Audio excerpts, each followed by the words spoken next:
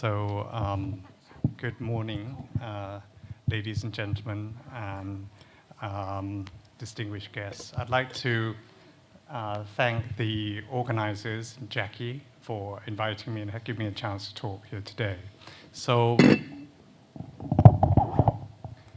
the title of my talk is going to be Embracing the Future of Wellness, Personalized Health, and Innovative Technology. My name is Chagriya Kitiyakara. I'm a Faculty of Medicine, Ramathibodi Hospital in Mahidol University, Bangkok. Next slide, please. So just a little bit about myself. I'm a kidney specialist and assistant dean for research at Ramathibodi, which is one of major medical school in Thailand. Can we go back to the slide before, please? I'm also the director of Medical Innovations Development Center, or the MIND Center, where we collaborate with scientists and engineers and industry to do research and develop products. And my own personal research interest is in chronic kidney disease, biomarkers, omics, systems biology, personalized medicine, regenerative medicine, and digital health. Next slide, please. So this topic I'm going to cover is going to give an overview of wellness and personalized medicine, importance of medical informatics for personalized services, and an update on mobile health and Internet of Medical Things, biomarkers, omics, and big data analytics and AI, and also gene and cell therapy. Next slide, please.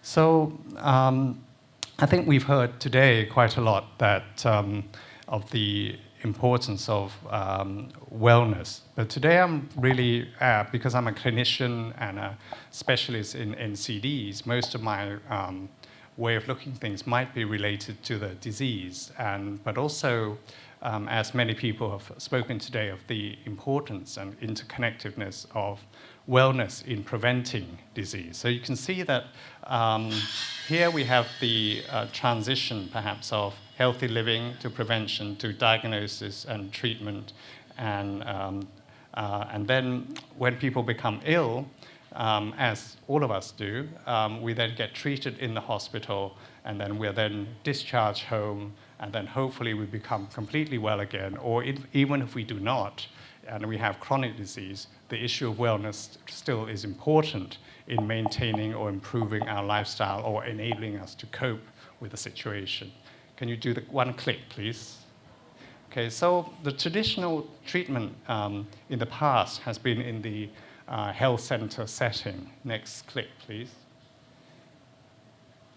But increasingly, as we've heard today, that the medical care or the care is being moved towards the home in terms of the wellness. And next click, please. And also in the recovery of patients. And you can see that increasingly, throughout this whole process, health informatics development is essential in connecting these parameters. So next slide, please. So what is personalized medicine? So first of all, there's been three major transformations that has been promoting the development of personalized medicine.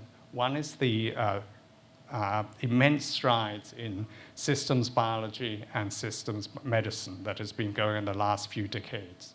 And the other is the digital revolution in terms of developing cloud technology, computing, interconnectiveness. And can we go back, please? And the third slide is the consumer-driven healthcare and social networks. So together, this then leads to the P4 medicine, where you have the ability to predict what's going to happen, and then knowledge of this leads to prevention of disease. And also individuals and patients will have an ability to participate more in their care. And together, all this would lead to personalized medicine targeted towards the individuals, which represents a change in paradigm from before, where treatment is only delivered in a sort of en masse basis on an en masse scale. So increasingly, you're going to have more delivery in the form of customized patient service. Next slide, please. And these are the types of technology that's now available, integrating both the data and the biology. And you can see here that different stages of the disease, from prevention, early detection, acute intervention in illness, chronic care, and regenerative medicine, you can see that behavioral change and monitoring and wearables are the important technology in the prevention, maintaining lifestyle. And the second stage for diagnosis, AI-based diagnosis, sensors and smartphones, and genomics and proteomics strategies for incorporating biopsies of tissues and blood. For intervention, increasingly we're seeing the use of telemedicine, providing care where it's most needed to the patients without having them to come to the hospital, perhaps. And also various other therapeutic molecules and drug deliveries. And for the chronic care patients, behavioral changes and coaching to maintain adherence, remote monitoring, sensors, and wearable is the key to helping patients improve and become well. And finally, as we've heard before from the earlier speakers, the role of cell therapy and gene therapy in regenerating damaged care. So next slide, please. So we talked before about the connected healthcare informatics, how important it is to link the medical records, the Internet of Medical Things, and big data. And you can see up on the left-hand corner, the healthy group there. For them, on the right side, the health management may incorporate health preservation, education. And as they become ill, patients may benefit from remote diagnosis, remote consultation, and management of disease. And for doctors themselves, they may be able to use the new technology in terms of remote diagnosis, which may be in the form of imaging, pathology, or monitoring of blood pressure, ECG, electrocardiogram, or blood sugar. And the process of care can be made easier for patients by the ability for them to receive drugs and medical care delivered to their homes or the place of which is going to be convenient to them. And medical payment can also happen automatically or online. And as patients are better from the hospitals, they become discharged, they can be traced at home, and they can have procedures to ensure their compliance by education and also rehabilitation training. So of course, all this relies on the interconnectivity of the healthcare informatics system. Next slide, please. So Ramathibodi, which is where I am, has been at the forefront of developing the health database from Thailand, which is at the moment still fragmented. So working with 5 ministries, our dean has been at the spearhead of building a national healthcare informatics system. So hopefully in the next few years, we're going to see an interconnected healthcare in Thailand. Next slide, please. So another area that we've been at the forefront is the telehealth system during the COVID system. We've won many awards for our services to the people, where we were able to deliver healthcare to people who are unable to come to the hospital and deliver medicines using our Ramathibodi application. So next slide, please. Another area where we've made some innovation is the decentralization of healthcare. So in this instance, we are partnered up with the CP group to set up health checkups and in supermarkets, and patients are then able to visit these locations and have, or maybe consult physicians through smartphones, which can then take blood and samples and vaccinations at these centers, and the blood can then be relayed to the main centers, and drug can be sent to the patient's home. So with this way, you have a customization and delivery of healthcare service, which is convenient to the patient, customizable to their needs. Next slide, please. So what about apps and IMOTs that are now available? They can help promote healthy lifestyle by showing the correct method, by giving the right advice, leading to an informed patient. And this also leads to ability to track activities and provide motivation for patients and people, and also give rewards and group engagement. Suggest to avoid risky behavior, identify risk factors, and the ability to provide alerts for diseases. And this can lead to a lot of convenience for the patients. So, and lead to autonomy and self-care. Next slide, please. So we're all aware of these apps that are available, and they provide a lot of information for us and to keep us fit, and also a lot of these at-home exercise. And they're often on a platform that can encourage fitness. Next slide, please. But increasingly, these apps are not just individual apps, but they're becoming incorporated routinely into the office. For example, employee wellness apps, which many companies are now beginning to develop. And also into the homes. We've heard before in earlier studies how the home can be adapting a lot of these technologies. And this is an anti-fall device that can prevent elderly from falling. Or even a toilet that can analyze metabolites. Next slide, please. And increasingly, this is now being medicalized. So before, there was mainly consumer products, but Huawei have just shown that they're able to detect heart abnormalities with 94% accuracy with their device. And there are apps that can detect, examine the fundi, the back of the eye, and detect Alzheimer's disease, and measure blood pressure in the wrist that is comparable to actually proper standardized measurements at the forearm. So technology is becoming just consumer standard products and developing into medical grade medical device. And even medical device that's very recent, which is the continuous blood glucose monitor, is now being used not just by diabetic patients, but also by patients without diabetes to look at the distribution of glucose after meals. Next slide, please. People can then interact also with the devices in terms of either asking questions about different diagnoses or in terms of the mental health apps. Next slide, please. This is also an app which we devised to evaluate the chronic kidney risk score. So this can then help to triage patients for high risk for more selective therapy. Next slide, please.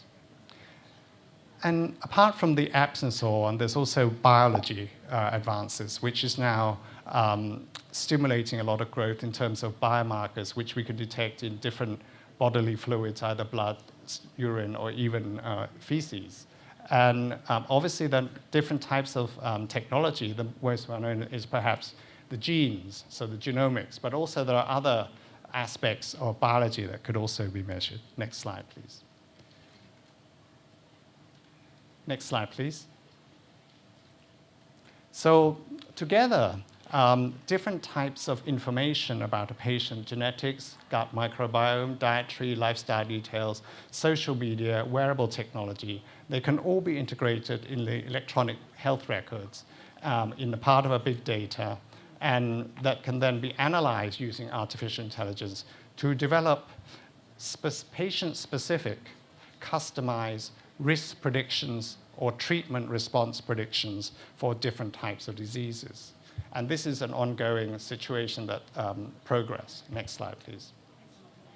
Already, this is not the future, but the future is now, in that this is the data from the genomics medicine from Ramathibodi Hospital. This is the menu that we can already do, including whole genome sequencing, pharmacogenomic services, and even personalized nutrition and genome and recommendations and fitness recommendations. Next slide, please. And our pharmacogenomics is really one of the leading in ASEAN, and we've developed cards to screen for, to let people know what kind of drugs they're going to be allergic to in the future, and avoid and maintaining wellness to prevent drug-related toxicities. Next slide, please. Of course, home DNA kits are now going to be more available, but these are still limited in terms of scope, but they will get better. Next slide, please. And obviously, the role of genetics has been shown by Angelina Jolie, where she's found that she had genes for high risk for cancer, and she took the steps to have double mastectomies and had her ovaries removed to prevent the cancers. But there are also dangers that one has to consider and concerns that many conditions may not be treatable and may be far ahead in advance. Knowledge of these genetic risks may actually increase the depression and other adverse effects of patients. Next slide, please. Another area that's of interest is personalized nutrition, where people can be prescribed different diets based on either blood parameters, genetic variants, or their gut microbiome. Next slide, please. So a microbiome is the study of microbes within the body of various sources. And a popular one is the stools microbiome, where it can be associated with a number of disorders. And it's believed that by modifying the profile of the bacteria, perhaps using probiotics, this can then restore health and perhaps prevent illness. Next slide, please. At Ramathibodi, the next step would be to modify these changes that we may have in our genes. So we've accomplished gene therapy for hemophilia, but obviously in the future, we would be able to do other conditions and perhaps prevent diseases that can lead to and maintain wellness. Next slide, please. Another area that we've also been doing is the autologous stem cells, and we've developed a bone marrow-derived stem cell, which we've used to treat people with bone non-union, fractures that don't heal. Next slide, please. And after some treatment, patients have healed very nicely. And we've done a few of these, and we're going to develop further protocols in our new GMP facility to do formal clinical trials in multiple conditions. Next slide, please. So I'd like to end the talk on a summary of saying that three major trends are transforming healthcare towards personalized healthcare. Care is shifting from treatment to prevention, to promotion of wellness, and from the hospital to home and community, increasing the autonomy for people in an interlinked ecosystem that is going to be driven by big data. But all these multiple tests, services, and treatments do need to be validated, confirmed to be of benefit and safety as well as cost-effective, preferably in a clinical trial setting. And finally, just to echo Professor Supa's point earlier, coming from a public hospital background, I think health equity is also an important consideration when considering deliver personalized healthcare. So with this, I'd like to say thank you very much for your attention. Next slide, please. Just to say that Ramathibodi is now building a new building of 200,000 square meters dedicated to innovations development, which will be complete in the future. And this is my contact, so we look forward to any collaborations in terms of medical trials, clinical trials of drug products, or innovations and evaluations. Thank you very much.